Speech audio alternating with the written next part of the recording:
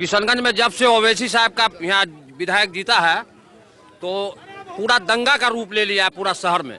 ठीक है सर, और सबसे ज्यादा हिंदू मुसलमान अभी किशनगंज में हो रहा है, सबसे ज्यादा इसके ओवैसी साहब को आने के बाद। हम लोग शहर में रहते हैं, हम लोग बस स्टैंड में रहते हैं, देख रहे हैं तमाशा सर। ठीक है सर, पूरा एकदम बदनाम करके रख दिया है, पूरा एकदम शहर को बदनाम करके रख दिया है सर। ठीक है सर। अच्छा, ये कोई एक हिंदू मुसलमान ज्यादा हो रहा है। ठीक है, हिंदू मुसलमान ज्यादा हो रहा है यहाँ ओवैसी को आने से। यहाँ पे एमआईएम का जीता है, एमआईएम का विधायक जीता है। जीत के जुलूस में कपड़ा पूरा फाड़ के मियाँ भाई पूरा शहर में घुमा है, और उसके वजह से पूरा किशनगंज जिला का माहौल खराब हो चुका है।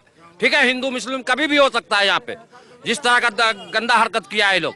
आप बार बार जो ये कह रहे हैं कि दंगा भड़काने जैसी स्थिति या हिंदू मुस्लिम के बीच, पूरा शहर को जो है ना माहौल को गंदा कर चुका है लोग। ठीक है, उनका वीडियो मंगाइए आप, जुलूस किनका वीडियो? आज जीतने वाला जो वीडियो है वो किसी तरह, किस पार्टी का? एमआईएम का, ओवैसी पार्टी का जो विधायक जो जीता है उसका आप वीडियो मंगा लीजिएगा, आपको खुद समझ में आ जाएगा सर। पूरा माहौल को गंदा कर दिया। जो हम लोग का भाईचारा था बस स्टैंड में, जो बीच में मत रुको, हम लोग बस स्टैंड में 30 साल से रह रहे हैं। ठीक है, बस में हम लोग वही काम करते हैं। ठीक है, वहाँ का ऐसा गंदा माहौल कर दिया सर, पूरा शहर का मियाँ भाई करके पूरा ऐसा गंदा कर दिया कि साला नीच नजर से हम लोग को देख रहा है सर। ठीक है, जो भाईचारगी था हम लोग का खत्म करके रख दिया है लोग। ठीक है सर, अब बैठना नहीं चाहता सर, ऐसा करके रख दिया है जीतने के बाद। आपका शुभ नाम क्या है? मेरा नाम मोहम्मद सहरोज जमा हुआ है। कहाँ के रहने वाले? किशनगंज के रहने वाले। क्या ऐसा कर दिया, समझ में नहीं आ रही बात। वो भी तो मुस्लिमों के नेता है। नेता है तो इस तरह का करेगा सर। क्या वही तो जीत लिया तो तरीके से रह जाएगा। अगर जीत लिए आप तो ऐसा नहीं कि आप किसी को भड़का दीजिएगा। ऐसा तो आपको लगता है उन लोगों ने भड़काने का काम किया? भड़काने का गलत कर दिया, हिंसाबाजी करवा दिया। यहाँ पे हिंसाबाजी करवा दिया धर्म के नाम पे। ऐसा नहीं होगा सर, खाली मुसलमान करने से होगा? सब जाति को देख के करना होगा ना भाई। आप गंदा काम कर दिया ये लोग। ये ओवैसी, बोलिए। ठीक है, इन्होंने कहा उन्होंने धर्म के विनय कटिहार, पहले कटिहार से गया था, सीमाचली में कटिहार है जो बाबरी मस्जिद तोड़ने गया था विनय कटिहार। आप हमको लॉलीपॉप दे रहे हैं। हमने धर्म के नाम पे भड़काया विनय कटिहार को, हमने पैदा किया कि हिमाचल के कटिहार से बने। अरे भाई हक बोल रहे हैं। हैदराबाद से आए हैं, हैदराबाद से आकर के कैंपिंग मुसलमान को हक बोल रहे हैं ना। एक मिनट, हक बोल रहे हैं ना। सर लोकल इलेक्शन है, लोकल सर हक बोलना, लोकल इशू पे बात होगी, लोकल इशू पे बात होगी सर। इल्जाम लगाया। एक सेकंड, अरे एक सेकंड, मैं बात करता हूँ। मैं बात, एक सेकंड। आपका शुभ नाम? एक सेकंड, आपका शुभ नाम? शानुल सैयद है। ठीक है, आपका नाम? अब या तो बोलने दीजिए। सुनिए, अब मैं बात कर रहा हूँ। आपका शुभ नाम? शानुल सैयद नाम। मैं मुंबई रहता हूँ। एक चीज, अरे सच्चाई है ना, झूठा थोड़ी हूँ कि नीतीश कुमार या दूसरे की तरह झूठा। बोलिए, एक मिनट बोलिए। अच्छा बोल रहा हूँ, बोलिए। एंगेज मत होइए आप मेरी तरफ। बोलिए सवाल। हैदराबाद से आए हैं? मुंबई से आया हूँ। कहा तो आप ओवैसी साहब के प्रचार में आए हैं? हाँ, प्रचार में सब बात। यहाँ का मुद्दा अभी बाबरी मस्जिद और विनय कटियार कहाँ है? एक मिनट भाई, इन्होंने कहा ना कि ओवैसी आकर मुसलमानों को भड़का रहा है। हमारे हिमाचल में बड़ा प्रेम है। इन्होंने कहा भाई ओवैसी आके मुसलमानों को भड़का रहा है। ओवैसी कब यहाँ आए? 2015 में, 1992 में विनय कटियार गए थे। अरे भाई, किशनगंज की बात हो रही है यहाँ, अयोध्या की बात नहीं हो रही। तो ठीक है, आप किशनगंज के हिंदू मुस्लिम तहजीब और गंगा जमुनी तहजीब की बात कर रहे हैं। यहाँ आप 92 और अयोध्या फैजाबाद क्यों ले जा रहे हैं? यही किशनगंज के गंगा जमुनी तहजीब के लिए नीतीश कुमार ने 2015 में महागठबंधन किया।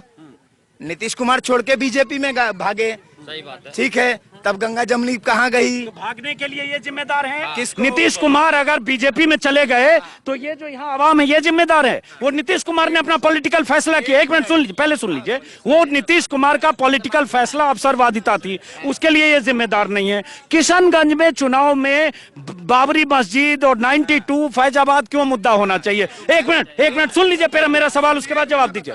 किशनगंज के चुनाव में किशनगंज का विकास, मुसलमानों का इशू, लोकल इशू, एएमयू का इशू, आसपास यूनिवर्सिटी कोई बनेगी कि नहीं, सड़क, पानी, बिजली, रोजगार मिलेगा कि नहीं, ये होगा कि विनय कटियार, फैजाबाद, उमा भारती और ये सब लेके आप आएंगे। अगर ये लेके आएंगे तो जाहिर है हिंदू मुसलमानों के बीच बांटने की कोशिश।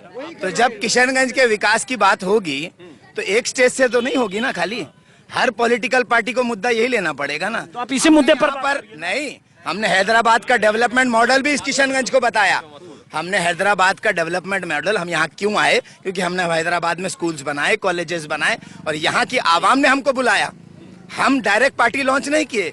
यहाँ के लोग जो खुद राजद में थे पहले, हमारे सदर पहले अख्तरुल ईमान जो है राजद में थे पहले, हम नहीं थे, वो हमारे पास आए। उन्होंने कहा जिस तरह विकास आपने, एक मिनट भैया तो बोलने दीजिए, देखिए बोलने दीजिए यार, जवाब लेंगे, ठीक है, जवाब लेंगे, आप लोग मेरी बात मानिए, मैं जवाब लूंगा, ठीक है। तो हम यहाँ मॉडल लाए। 2017 में जब बाढ़ आई, इस कोचा धामन किशनगंज सब प्रभावित हुआ। जब असदुद्दीन ओवैसी साहब का यहाँ एक एमएलए भी नहीं था, हमने यहाँ 50 लाख की दवाइयाँ भेजी। हमने हमेशा डेवलपमेंट की बात की, लेकिन हम जब आकर यहाँ तकरीर करते हैं तो ये सीधे हमको कहते हैं दंगा भड़काने आया। बताइए, जवाब ले लिया जाए। ये बताए कि अख्तर साहब हमारे प्रदेश अध्यक्ष हैं। अख्तर साहब का इतिहास ये है कि हम लोग यहाँ जो भी बिहार में 2 पार्टी की धारा चलती है, एक लालू की चलती है, एक नीतीश की चलती है। नीतीश के साथ बीजेपी मिला हुआ है, लालू के साथ कांग्रेस मिला हुआ है। चाहे तो बीजेपी को हमको रोकने के लिए लालू के हाथ को मजबूत करना होगा। ये जो हमारे यहाँ के अभी जो अध्यक्ष हैं, प्रदेश अध्यक्ष हैं अख्तरुल ईमान साहब, ये कभी राजद के विधायक हुआ करते थे। इन्होंने राजद के पीठ में छुरा भोग के जदयू के खेमे में किया। जब जदयू से टिकट लिए, बीच चुनाव के माहौल में एक मुसलमानों का रोना रो के पूरे हिंदुस्तान में मुसलमानों को बदनाम कर दिया कि 70% की आबादी है, हमारे लड़ने से बीजेपी जीत जाएगा, जिसका एक गलत प्रभाव पूरे हिंदुस्तान में गया। जिसके वजह से ऐसी भी बहुत सारी सीटें हैं, जैसे अब्दुल बारी सिद्दीकी, फातिमी, तनवीर हसन, जो हम लोग 20,000 30,000 वोट से हार गए।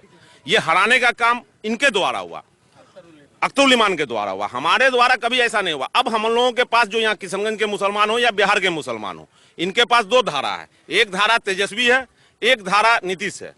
फैसला हमको लेना है कि तीसरा धारा ये बीच में जो आ रहा है, ये किस काम के लिए आ रहा है, किस विकास के लिए आ रहा है। आपके मौलाना कासमी साहब को आपने जिताया। सीए एनआरसी के ऊपर जब संसद में बोलने के आई, सबसे पहले ओवैसी बोले। शाहीन बाग तो बाद में बने, पहले ओवैसी सदन में खड़े हुए। मौलाना कासमी ने तो कहा मेरी सोनिया गांधी ने मुझे बोलने नहीं दिया। आप क्या हमसे बात कर रहे हैं? अरे भाई रोड पे कैसे नहीं आए? अरे रोड पे कैसे नहीं आए आप बताइए ना। संसद पर रहना चाहते हैं तो चुनाव क्यों लड़ रहे हैं फिर कांग्रेस वाले? फिर कांग्रेस वाले चुनाव क्यों लड़? इसको मैं खत्म बहस को मैं खत्म करता हूँ, इस बहस को खत्म करता हूँ मैं। शाहीन बाग को पॉलिटिकल रंग देना अच्छा नहीं था। अगर असद साहब चले जाते तो वो पॉलिटिकल रंग लग जाता। और फिर सुनिए, सुनने की क्षमता रखिए। अगर चले जाते तो वहाँ पॉलिटिकल रंग लग जाता, फिर उस पर जो है और ज्यादती शुरू हो जाता। वो है आम नागरिक का वो मंच था, वहाँ पर जो है और पॉलिटिकल रंग लगाना ठीक नहीं है। हमारे असद साहब का जो हिस्सा, अरे सुनने बोलने दीजिए ना, आप जब बोल रहे थे अब मैं खत्म कर। चलिए, ये अब काफी आपस में इस बहस से मैं निकल रहा हूँ। हर चौक पर आपस में लोग उलझे हैं। इसमें कुछ ओवैसी समर्थक हैं, कुछ महागठबंधन समर्थक हैं। अब ये देखिए पीछे चौक पर बहस हो रही है, जहां भी जाएंगे बहस हो रही है। बहुत सारे लोगों का कहना है कि ओवैसी साहब के आने के बाद से, उनके उम्मीदवारों के आने के बाद से यहां एक माहौल ऐसा ध्रुवीकरण का होने वाला है या करने की कोशिश है जिससे ओवैसी साहब और उनके उम्मीदवारों को फायदा हो। फिलहाल चलते हैं किसी और इलाके में।